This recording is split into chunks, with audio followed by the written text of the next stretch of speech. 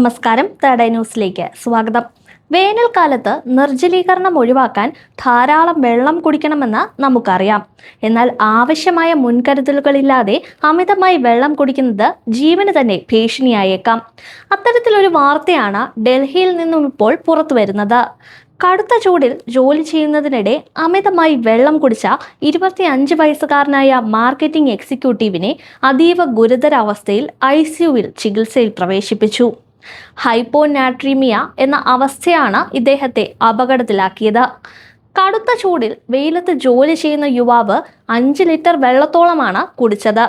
ഇത്രയധികം വെള്ളം കുടിക്കുമ്പോൾ അദ്ദേഹം ഭക്ഷണം കഴിക്കുകയോ ശരീരത്തിന് ആവശ്യമായ ഇലക്ട്രോലൈറ്റുകൾ അടങ്ങിയ പാനീയങ്ങൾ കുടിക്കുകയോ ചെയ്തിട്ടില്ലായിരുന്നു. വൈകുന്നേരത്തോടെ യുവാവിന് ചെറിയ തോതിൽ തലകറക്കം അനുഭവപ്പെടാൻ തുടങ്ങി. എന്നാൽ വെറും ക്ഷീണമാണിതെന്ന് കരുതി അവഗണിച്ചെങ്കിലും വൈകുന്നേരമായപ്പോഴേക്കും നില വഷളായി.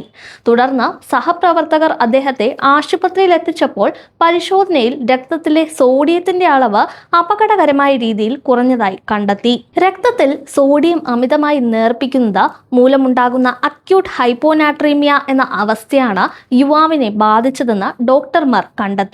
ശരീരത്തിലെ വെള്ളത്തിന്റെ സോഡിയത്തിന്റെയും അസന്തുലിതാവസ്ഥ തെറ്റുന്ന അവസ്ഥയാണിത്. കഠിനമായ ചൂടിൽ വിയർക്കുമ്പോൾ ശരീരത്തിൽ നിന്ന് വെള്ളത്തോടൊപ്പം തന്നെ ഉപ്പും നഷ്ടപ്പെടുന്നുണ്ട്. ഈ സമയത്ത് ലവണങ്ങൾ അടങ്ങിയ പാനീയങ്ങൾക്ക് പകരം വെറും വെള്ളം മാത്രം അമിതമായി കുടിക്കുമ്പോൾ രക്തത്തിലെ സോഡിയത്തിന്റെ അളവ് വളരെയധികം നേർപ്പിക്കപ്പെടുന്നു. ഇത്തരം സാഹചര്യങ്ങളിൽ മരണം വരെ സംഭവിച്ചേക്കാം.